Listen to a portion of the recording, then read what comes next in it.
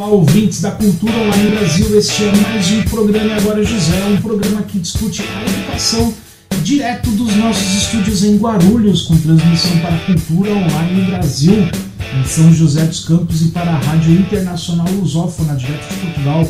O programa Agora José é um programa que sempre discute educação, vai ao ar aos domingos, das 18 às 19 horas, pelo site da Cultura Online Brasil, que é culturaonlinebr.org, culturaonlinebr.org ou pela culturaonlinebrasil.net.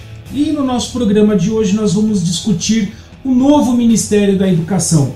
Então, nós já fizemos um programa específico falando sobre a indicação do Mendonça Filho ao Ministério da Educação e discutimos, inclusive na semana passada, a questão do FIES.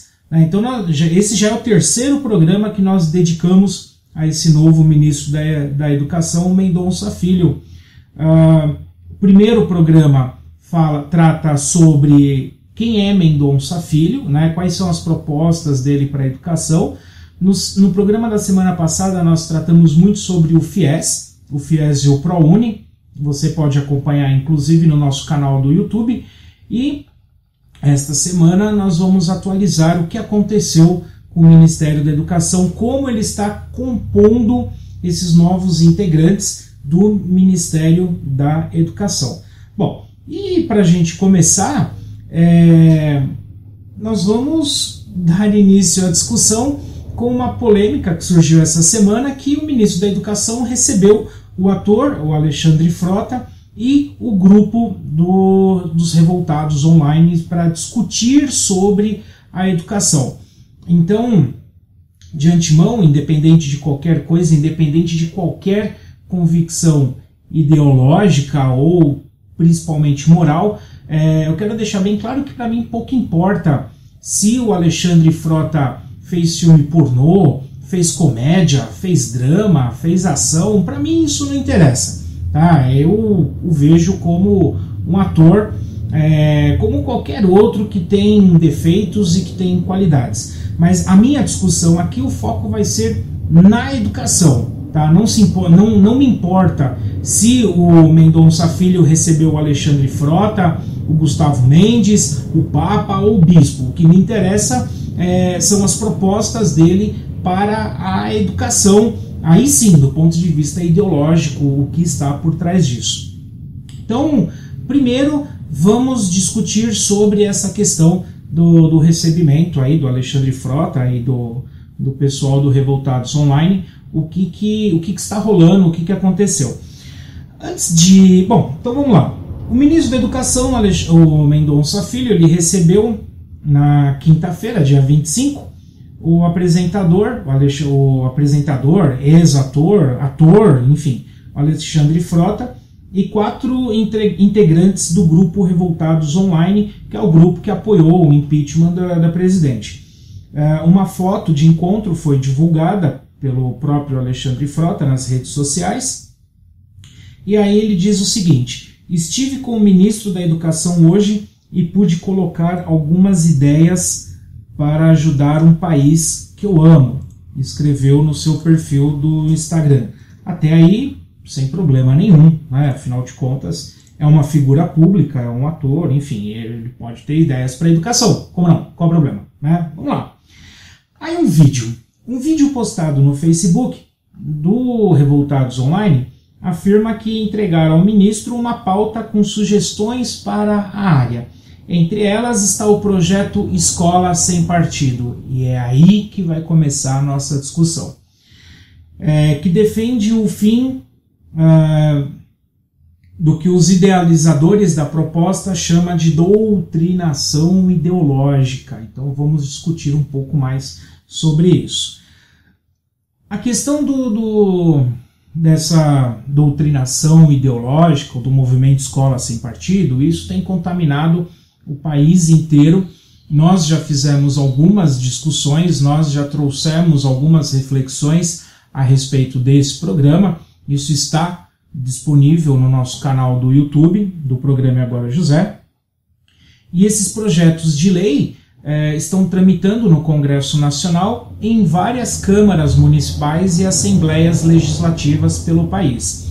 Em Alagoas, por exemplo, o projeto Escola Livre ele foi aprovado pelos deputados estaduais, foi vetado pelo governador, o Renan Filho, do PMDB, e, em seguida, os deputados derrubaram o veto do governador.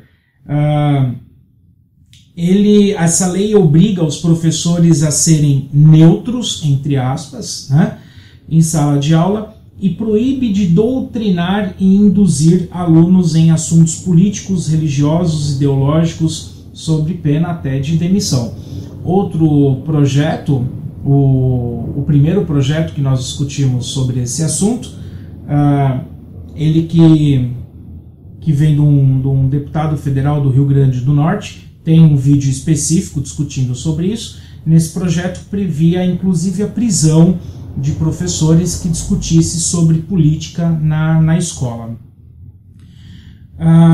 Bom, a questão... Vamos discutir primeiro essa questão, né? Vamos retomar essa discussão sobre o movimento Escola Sem Partido.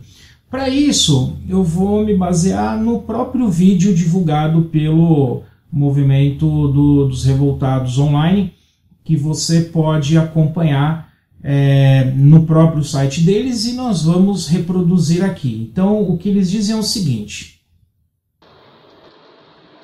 cidadão brasileiro e cidadã brasileira, hoje, dia 25 de maio de 2016, exatamente 1h da tarde, acabamos de sair da reunião com o ministro da Educação, Mendonça Filho. Deixar aí a doutora Cláudia, a doutora Beatriz falar um pouco, e o Frota também. Fala aí, doutora Beatriz.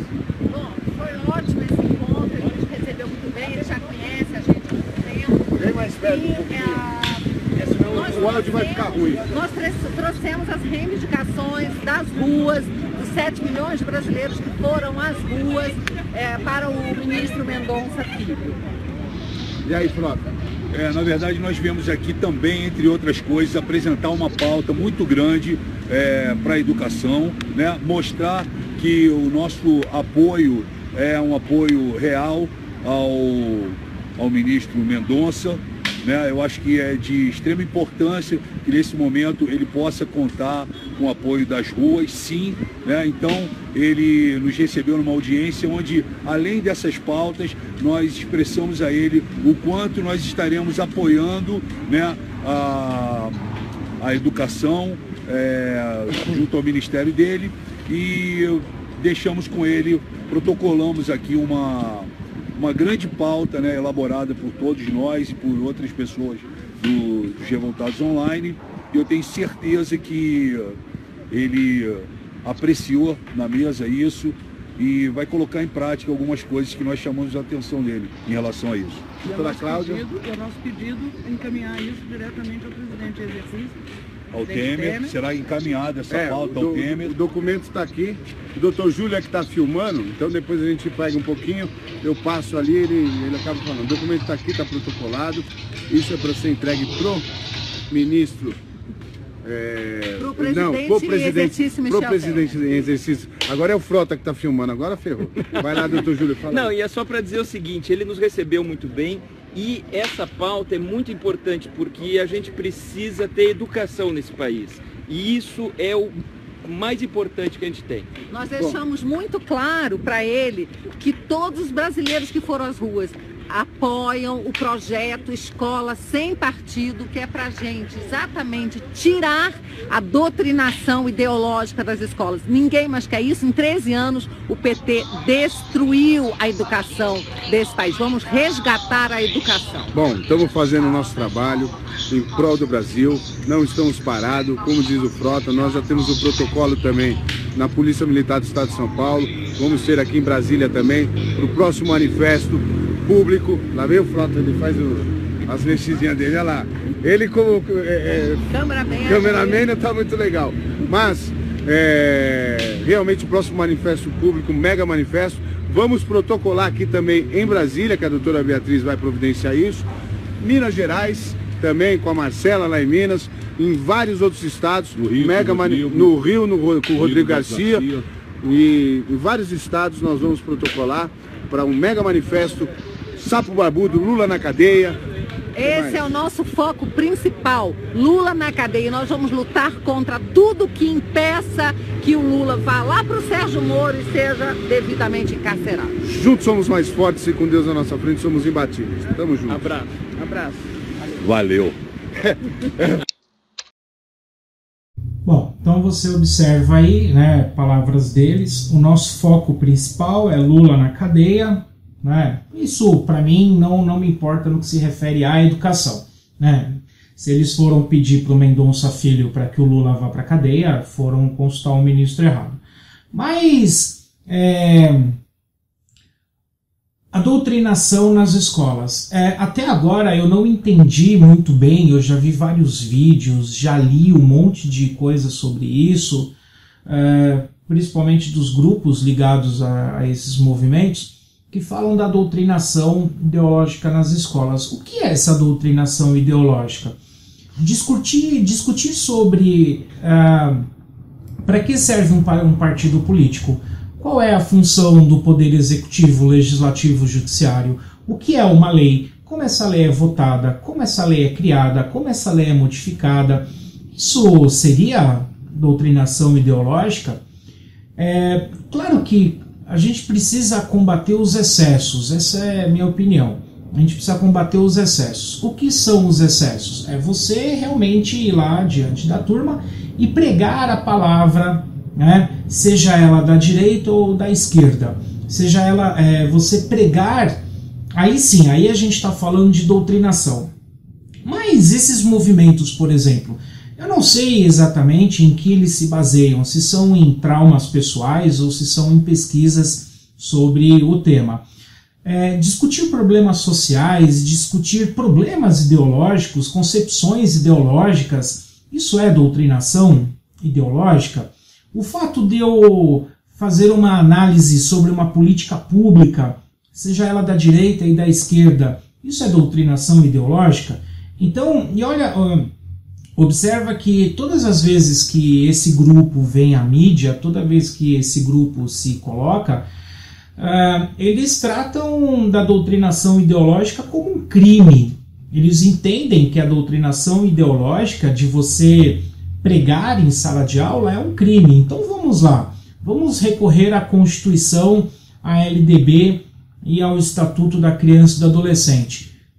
Basicamente todas elas dizem o seguinte, que o ensino deve ser promovido a partir da pluralidade de ideias e concepções pedagógicas. Essa pluralidade, ela entende que eu vou trabalhar tanto com a direita, quanto com a esquerda, quanto com as suas variáveis, não importa. Mas ela entende que eu tenho que trabalhar a pluralidade, ou seja, várias ideias, várias concepções diferentes e não somente uma. Mas para eu falar dessa pluralidade, para eu falar dessa diversidade, eu tenho sim que apresentar, olha, essas são as concepções de esquerda baseada em Marx, etc, etc, etc. Olha, essas são as concepções de direita, né, de um Estado assim, assado, de um projeto ideológico, econômico, etc, etc. Então, ou quando nós vamos discutir, por exemplo, as questões de gênero, as questões que aí esse grupo também chama de ideologia, como é que eles falam? Imposição, doutrinação de gênero, eles usam umas palavras mais ou menos assim, que agora eu não me recordo. Mas se eu tenho que trabalhar diversidade, pluralidade, trabalhar a pluralidade não dá para trabalhar no abstrato. Eu tenho que dar nomes, eu tenho que citar, eu tenho que fazer leituras, eu tenho que fazer comparações. Então eu acho que essa briga que eles estão trazendo é uma briga um pouco perturbada, um pouco... não é bem por aí. O que eles estão colocando é o cerceamento do professor fazer esse tipo de discussão. Esse tipo de discussão que eu estou colocando aqui da diversidade, ele está proibido nesse projeto, porque eu não posso fazer nenhum tipo de citação. É só você pegar qualquer um desses projetos de lei do Escola Sem Partido e fazer uma análise sobre isso. O que eles querem é exatamente o professor neutro. E o que é o professor neutro? O professor neutro é o professor que não se envolve nesse tipo de discussão, não apresenta esse tipo de discussão para a turma, não debate diversidade de ideias, ou seja, o professor como uma máquina, o professor como um robô, um professor neutro que apenas apresenta os dados e não discute. Então vamos fazer uma outra análise a partir disso. Essa ideia de professor neutro não é uma ideia nova. Essa ideia de professor neutro, ela está embasada no que a gente chama na pedagogia, de pedagogia tecnicista tradicional, em que você apenas expõe os dados, né? O que o professor Demeval Saviani coloca como neotecnicismo. Você apenas expõe os dados, os alunos memorizam aquilo e acabou. Não há a reflexão, não há a crítica, seja um lado ou seja o outro, não há as comparações, não há a pluralidade de ideias, há apenas o neutro. E o neutro, do ponto de vista ideológico, né, o neutro, ele é uma forma de doutrina. Por quê? Porque você está ensinando que não precisa pensar, não precisa comparar, não precisa discutir, não precisa relacionar, não precisa criticar, não precisa. Então, se na escola você aprende isso, você obviamente vai trazer para a vida. Que tipo de sociedade essa galera quer criar? Que tipo de sociedade esse pessoal quer que a escola forme? Cumpridores de tarefa? Robôs? Então, essa discussão sobre escola sem partido, hoje existe vários vídeos no YouTube para você ter argumentos contra, argumentos a favor. Vale a pena pesquisar e se inteirar sobre isso, porque a gente está falando da formação de uma sociedade. Claro que eu não preciso necessariamente colocar a formação de uma sociedade do ponto de vista marxista, revolucionário. Isso é uma concepção ideológica, né? Independente de se eu concordo ou não, as minhas vontades não devem se prevalecer sobre o coletivo, porque afinal de contas são as minhas vontades. Então, quando você traz a discussão, sei lá, por exemplo, sobre um Estado neoliberal e um Estado de bem-estar social, não adianta eu fazer todo um discurso em cima de um Estado social, se eu defendo um Estado de bem-estar social, ou se eu defendo um Estado de bem-estar liberal, eu tenho que apresentar essas duas vertentes para os meus alunos para que a gente estabeleça as discussões. Não são as minhas ideias que devem prevalecer sobre os alunos. Cabe a mim apresentar a diversidade de concepções que existe. Então isso não é muito bem debatido e eu vejo que esse grupo dos revoltados online, tem vários outros grupos também que apoiam esse movimento, são grupos de direita, ponto, né? Eles mesmos se autodenominam assim, são grupos de direita, são grupos ligados a movimentos religiosos, que são intolerantes, que não permitem um pensamento diferente dos seus, né? E aí, quando a gente apresenta uma crítica, quando a gente apresenta uma opinião, aí nós somos doutrinadores, nós somos marxistas, nós somos, enfim, tudo isso que eles taxam a gente de ser. Agora, eu não vejo um debate mais aprofundado do ponto de vista ético, social, pedagógico.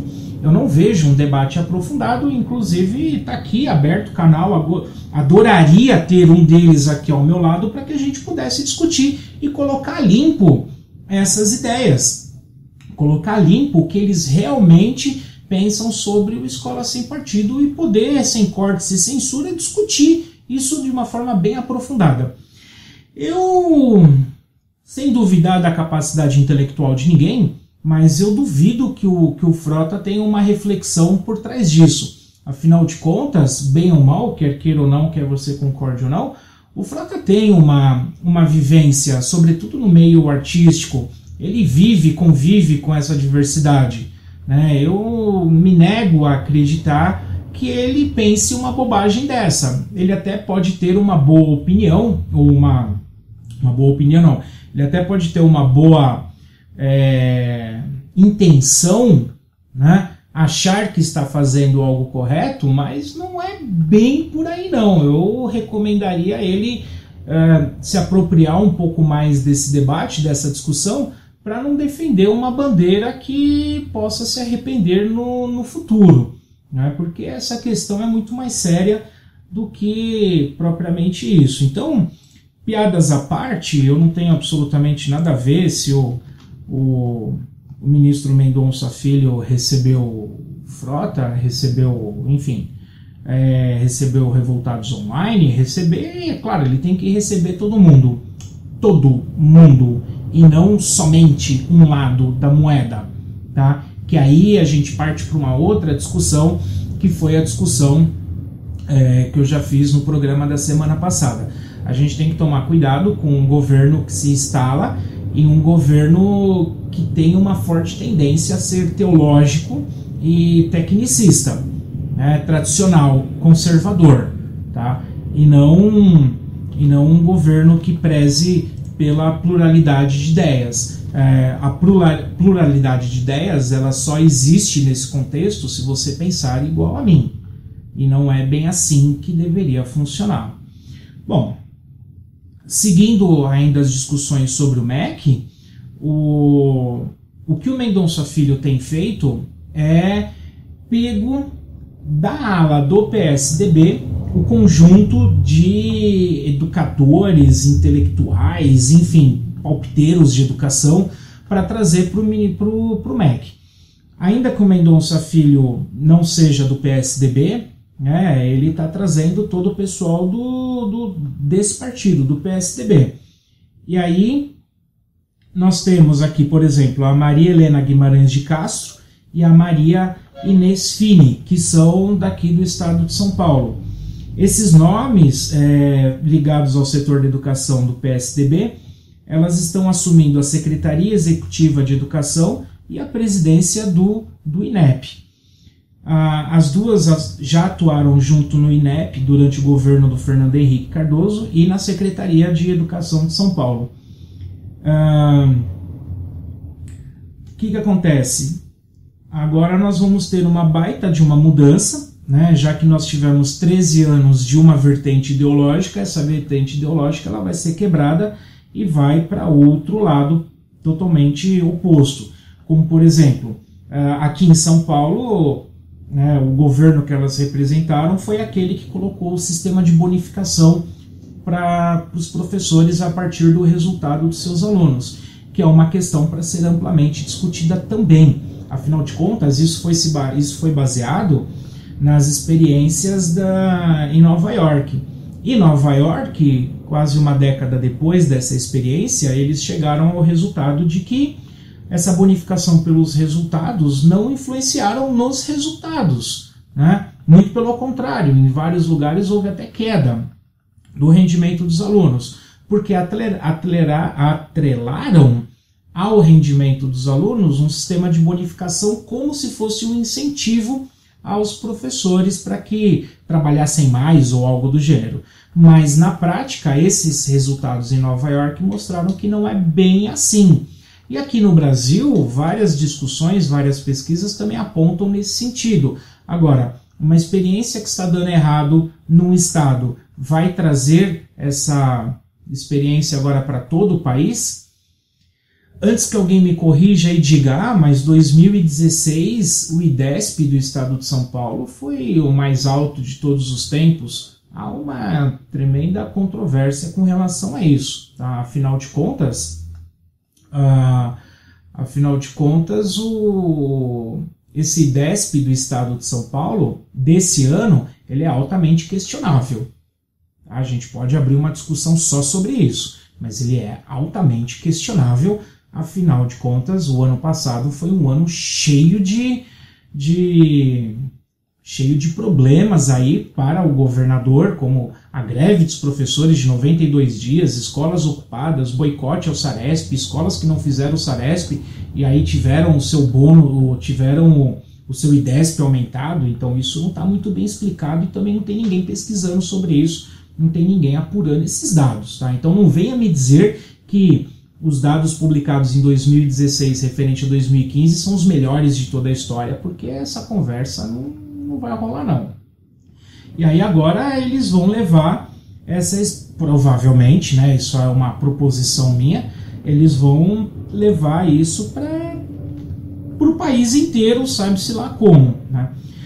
A Priscila Cruz, que é do movimento Todos pela Educação, diz o seguinte: as duas são das pessoas que mais conhecem de política educacional do país. depois do receio de não ter um ministro ligado à educação, a confirmação dos nomes é muito positiva. Isso na opinião dela, na minha não. A Maria Helena e a Maria Inês foram pesquisadoras da Unicamp, no INEP participaram da criação do Enem, na pasta da Educação Paulista também foram responsáveis pela formulação do currículo, que é um assunto prioritário do MEC por causa da definição da Base Nacional Comum Curricular. Bom,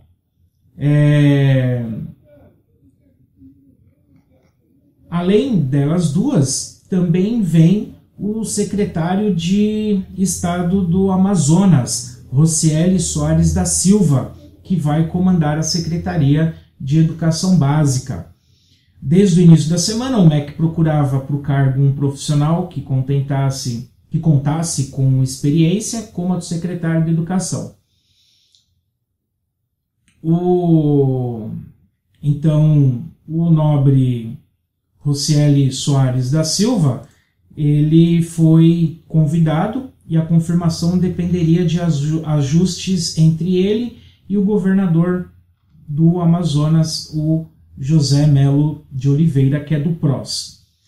A Secretaria de Educação Básica é responsável, dentre outras coisas, pelo comando no processo de construção da Base Nacional Comum Curricular. O documento vai definir o que os estudantes devem aprender da educação infantil ao ensino médio. Ele é natural do Rio Grande do Sul, ele assumiu a secretaria no Amazonas em 2012. Ele é advogado de formação e trabalha no governo do Amazonas desde 2008. O ministro Mendonça Filho também já confirmou as outras duas daqui de São Paulo. Bom, a consolidação da base é vista como uma das prioridades pela nova equipe do MEC. A entrega final do documento para o Conselho Nacional de Educação era esperada para o dia 24 de junho, o que não deve ser cumprido. A Base Nacional Comum Curricular ela já possui duas versões, né? Uma versão mais atualizada que está disponível, é só você procurar sobre a Base Nacional Comum Curricular, e ela estabelece então esse conjunto do que deveria ser apresentado. É uma reformulação dos PCNs, tá? Quem está em sala de aula, quem conhece um pouco mais sobre a escola, que provavelmente são as pessoas que acabam assistindo a gente, é uma reformulação dos PCNs. Na real, é mais ou menos isso. A questão é que eles vão direcionar com mais especificidade o que se espera da educação. E aí é claro que tem toda uma discussão em cima do que se espera. Afinal de contas, o currículo é um campo de batalhas ideológicos, enfim, né, com a definição desses conteúdos mínimos. Agora, vamos ver se o que está lá nessa segunda versão vai ser modificado ou não, porque o prazo do MEC seria agora no mês de junho, inclusive respeitando aí o Plano Nacional de Educação. No ensino superior, também já há definição de um novo nome. É um economista, o pernambucano Maurício Costa Romão, que foi anunciado para ser o novo titular da Secretaria de Regulação e Supervisão da Educação Superior do MEC. Ele é o terceiro nome, então, para compor, é o quarto nome, então, né, para compor esse novo Ministério da Educação. Entre as atribuições do Romão, então, está a de regular o ensino superior público e privado, o que inclui definir sobre a expansão de vagas e processos para desativação de cursos. Sobre as desativações dos cursos, na semana passada nós anunciamos aqui que o MEC havia cancelado 9 cursos, com base em pareceres, relatórios, que isso eu expliquei lá na semana passada. Porém, o que o MEC não esclareceu até agora é que na recomendação, no relatório, no parecer técnico, você tem lá 181 cursos que deveriam ter sido fechados pela má qualidade, por baixos índices de CPC, notas 1 e 2, nos anos de 2009 e 2012. E até o presente momento em que eu estou gravando este programa, que eu estou trabalhando com este programa, o MEC não respondeu, porque só foram 9 e não 181, como apontava o parecer técnico. Eles não responderam, então cabe a gente interpretar, não sei. O que aconteceu? Rolou uma propina? Porque sim, isso existe. Não, só existe na Suécia, só no Japão. No Brasil a gente não tem problema de corrupção. Então, o que rolou para que esses cursos não fossem fechados? O que aconteceu que só 9 cursos foram fechados e não os outros 181 que estão nessa lista com CPC notas 1 e 2 por 2 avaliações consecutivas. Até agora o MEC não esclareceu isso. Então, não sei, a gente está aguardando, nós vamos continuar pacientemente aguardando a resposta do Ministério da Educação. Bom, vamos lá.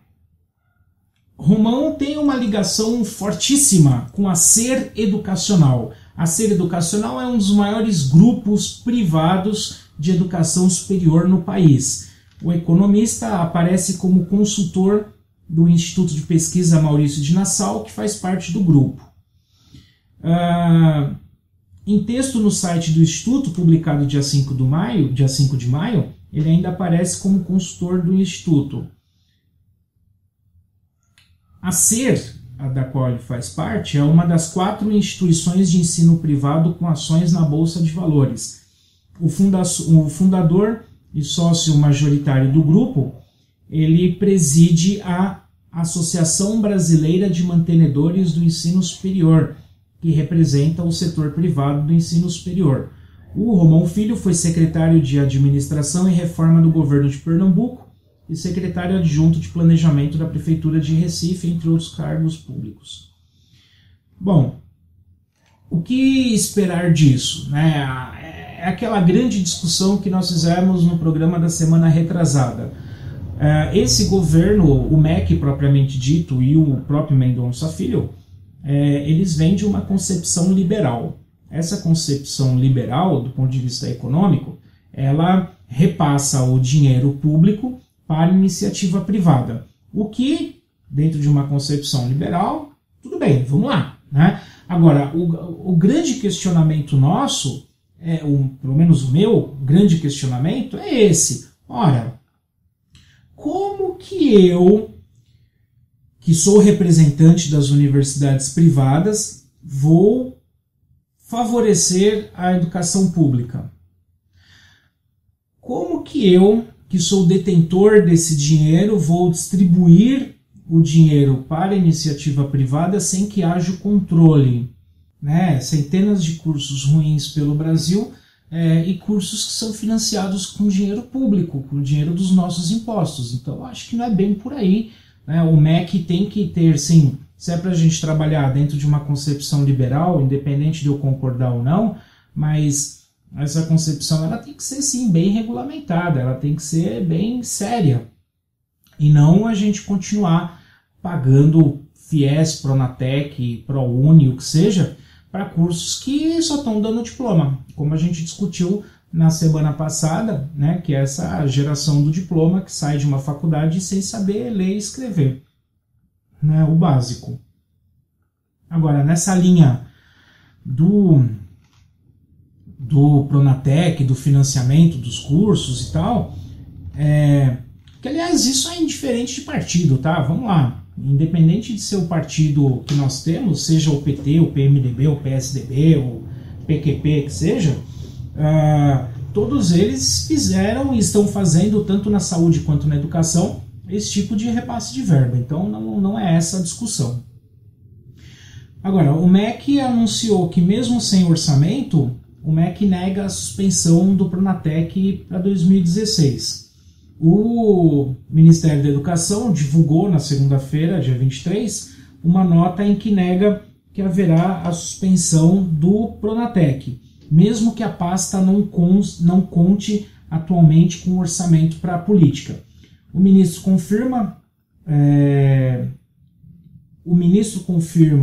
que o governo de Dilma Rousseff deixou o programa sem orçamento para 2016, mas reafirma que ele não será interrompido. O MEC busca outra solução com o Sistema S, o que vai assegurar as vagas. Em entrevista sobre o balanço das inscrições do Enem, o Mendonça Filho, ministro da Educação, do Democratas, diz que estão garantidas as novas inscrições no Pronatec e também no FIES. Ele diz o seguinte: estamos realizando o planejamento financeiro, tratando as prioridades com o planejamento que sinalizou positivamente para as novas vagas para estes projetos, o FIES e o Pronatec, disse o ministro, sem detalhar o volume de vagas neste ano.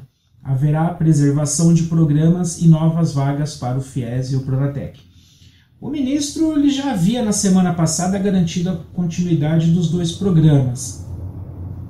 Informações de membros da nova equipe do MEC, entretanto, informaram que não há orçamento financeiro para a continuidade do Pronatec e programas de alfabetização, o PENAIC, e de educação integral, como Mais Educação, por exemplo. A nota divulgada na segunda-feira pelo MEC não cita se haverá continuidade do PENAIC e do Mais Educação. Com relação ao Pronatec, o plano de parceria com o Sistema S já havia sido anunciado no início deste ano pelo ex-ministro Aloysio Mercadante. Olha só que interessante, né? A discussão que nós temos aqui sobre sistema liberal ou não. A gente sempre que tem oportunidade, a gente toca nessa questão. O Pronatec, que é um sistema de repasse para a iniciativa privada. O ProUni, que é um sistema de repasse para a iniciativa privada. O FIES, que é um sistema de repasse para a iniciativa privada. Esses programas estão mantidos. O PENAIC, que é um programa, né, o Pacto Nacional pela Alfabetização na Idade Certa, que é um programa que prevê a formação continuada de professores da rede pública, a organização, seleção e distribuição de material específicos na área da alfabetização da rede pública, e o Mais Educação, que é um programa que visa a permanência do aluno da rede pública em período integral na escola. Esses ninguém tocou no assunto nessa nota divulgada agora. Então, quais são as prioridades do governo? São prioridades com a educação ou são prioridades com o sistema econômico? Isso tem que ficar muito alerta, isso tem que ser muito bem debatido para que não haja um projeto de destruição da escola pública. Em nenhum momento aqui eu estou me colocando contra a iniciativa privada, não é isso. Não, pessoas que têm uma séria dificuldade em interpretar informações, que não são poucas, vem me criticando nesse sentido, vem dizendo, olha, mas você trabalha na iniciativa privada. Sim, eu trabalho na iniciativa privada, e eu trabalho numa boa instituição, eu trabalho numa instituição séria, eu não trabalho no McDonald's, não que o McDonald's seja sério, mas o McDonald's dá educação, né? A iniciativa privada, é claro, o objetivo dela é ter o lucro, mas é possível você ter o lucro com qualidade. É possível você ter o lucro oferecendo um curso bom e não entuchando 150 alunos numa sala de aula, pagando 17 conto com o professor doutor, explorando ele ao máximo. Então é outra discussão. A discussão aqui é o financiamento da rede privada, sobretudo desses cursos que não possuem qualidade, sobretudo desses cursos que exploram a mão de obra que está lá, seja ela professor ou as outras funções, porque todo mundo acaba sendo explorado ao extremo, né, nessas instituições. E é o que está lá naquela lista, né, na lista da semana passada sobre o CPC, que avalia as condições de instalação da instituição, que avalia os professores, são mestres ou doutores, que avalia o regime de contratação desses professores, que avalia as possibilidades de formação continuada para os seus alunos, que avalia a nota do ENAD. Então é um conjunto de fatores que traz essa avaliação do ensino superior, né? E aí a gente tem esse repasse de verba para instituições que... Agora, quem é que está ganhando com isso? Quem é que é o responsável pela caneta que vai lá e penaliza 9 cursos e esquece do resto? Eu vou bater nessa discussão por muito tempo ainda, porque a gente precisa de uma resposta, né? A gente que se interessa um pouco mais pelo desenvolvimento da educação e pelas políticas públicas no Brasil, a gente precisa de uma resposta. É o dinheiro do nosso imposto que está sendo empregado nessas instituições. Agora, vamos manter o FIES, vamos manter o ProUni, vamos manter o Pronatec, e ninguém me fala nada do PENAIC, ninguém me fala nada do Mais Educação. Por quê? Por que os programas de repasse de verba para a iniciativa privada continuam e os repasses de verba para a escola pública não continuam? Ou ninguém toca no assunto? Né? Então a gente precisa ficar esperto, sim, porque é dinheiro do nosso imposto, e aonde isso está sendo aplicado? E mesmo esse dinheiro com o PENAIC, mesmo esse dinheiro com Mais Educação, ele precisa ser fiscalizado, ele precisa ser acompanhado, ele precisa ser debatido por todos. E não é? O Aloysio Mercadante, o ex-ministro da Educação, criticou a nova gestão da pasta e diz o seguinte: a restrição orçamentária não justifica deixar de formalizar com o Sistema S, já que pactuamos. Segundo ele, a estrutura da parceria com o Sistema S já estaria desenhada e garantiria 709 mil matrículas no SENAC e 627 mil no SENAI. O Mercadante também condenou a sinalização de abandono dos programas de alfabetização e educação integral por parte da nova equipe. Repactuamos os 2 programas para priorizar escolas com mais dificuldade, mais pobres. São programas fundamentais, completa. Essa é a declaração do Mercadante sobre essa questão dessa reorganização do MEC, que está faltando transparência, que está faltando discussão, já que, assim, claro, está todo mundo à flor da pele, está todo mundo curioso, está todo mundo querendo saber o que vai acontecer, está todo mundo querendo entender qual é a identidade desse governo interino, né? O que eles pretendem, para que santo eles vão rezar, que caminho eles vão pegar, que estrada eles vão rodar. Então, a gente está ansioso, claro, eu também estou ansioso, eu estou acompanhando de perto essas questões, essas notícias, e tentando entender aonde eles querem chegar, qual é o projeto deles, né? O que eles vão fazer com a educação, o que vai virar isso daqui, é claro, e aí o mundo das especulações ganha forma, né? Todo mundo começa a especular, todo mundo começa a emitir a sua opinião, começa a emitir os seus pareceres sobre o que acham desse governo do Michel Temer, que está apenas iniciando. Bom, para hoje essa foi a nossa grande discussão, trazer um pouco mais de reflexões, um pouco mais de análise, um pouco mais de críticas a respeito desse novo ministro da Educação, que obviamente a gente vai acompanhar sempre de perto. No Facebook do programa Agora José, nós estamos compartilhando diariamente, constantemente, as principais notícias da educação, seja ela em nível federal, estadual, municipal. Então acompanhe, inclusive tem muitas outras discussões para a gente fazer, uma questão de tempo não dá para a gente abordar todos os assuntos, mas nós temos professores em greve em vários estados, nós temos aqui no estado de São Paulo a discussão se vai haver greve ou não, já que estão partindo aí para o terceiro ano sem aumento, sem reajuste de salário, os professores do estado.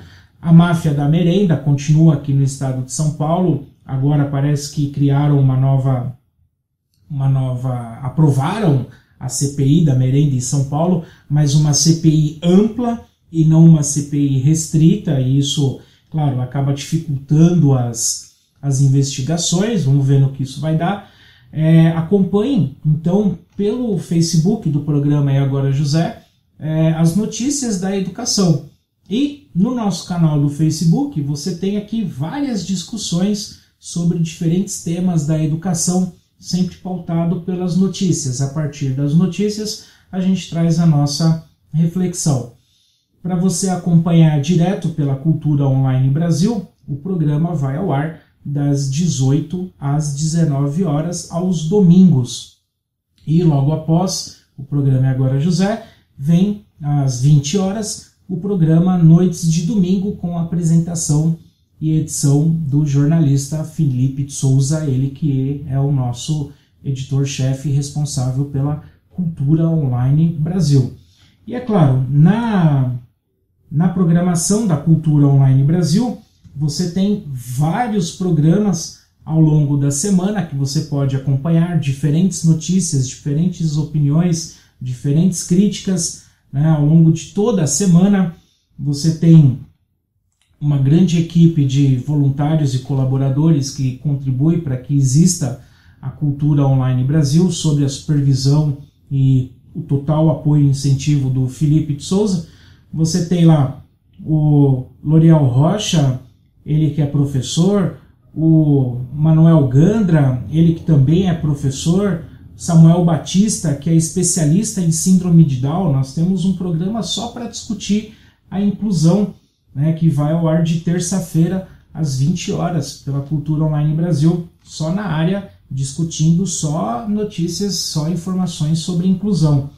Você também tem as parcerias com Portugal, né, com a Escola de Comunicação do Instituto Politécnico de Leiria, de Portugal, e o repórter correspondente oficial em Portugal, Alberto Blanquet, contribuindo com toda essa nossa programação da Cultura Online Brasil. Então acesse lá culturaonlinebrasil.net, escolha o seu programa, escreva para os seus respectivos apresentadores ou para o Felipe de Souza. É o que nós chamamos da mídia independente, a mídia independente fazendo as suas relações sociais, contribuindo com o desenvolvimento da sociedade a partir de análises críticas, reflexivas e, é claro, sempre aberto à discussão, ao debate, ao contraditório. Ninguém aqui quer impor suas verdades ou ser dono da razão. A gente está aqui para discutir utilizando desses meios eletrônicos que nós temos disponíveis e que, por enquanto, não temos a questão da censura no Brasil. Mas tem muita gente que está pedindo para voltar uma censurinha, não de leve, mas uma censurinha, uma censura bem formulada e bem regrada, como nós discutimos no começo da educação, a partir do movimento Escola Sem Partido. Então fiquem com Deus, um forte abraço, aperto de mão, até semana que vem, se Deus quiser. Acompanhem a programação da Cultura Online Brasil e a nossa página do Facebook. Um forte abraço e até semana que vem com mais discussões sobre a educação. Se você não quer perder nenhuma notícia da educação, nenhum programa E Agora José, você se inscreve no nosso canal, clica na catraca, enviar para mim todas as notificações desse canal e dá o OK. Se você já foi inscrito, clica na catraca e apenas clique em enviar para mim todas as notificações desse canal e clique em salvar. Agora, se você quer constantemente ser atualizado com as principais notícias da educação, acesse facebook.com/prog.eagorajosé e visite a nossa página, em que constantemente você será atualizado com as principais notícias da educação. Para isso, você curta a nossa página, clique aqui em curtir e no seu feed de notícias, clique aqui em ver primeiro. Pronto. Assim, as principais notícias da educação vão aparecer na sua linha do tempo e você vai ser sempre atualizado com os vídeos do programa E Agora José. Um forte abraço e vamos juntos discutir a educação.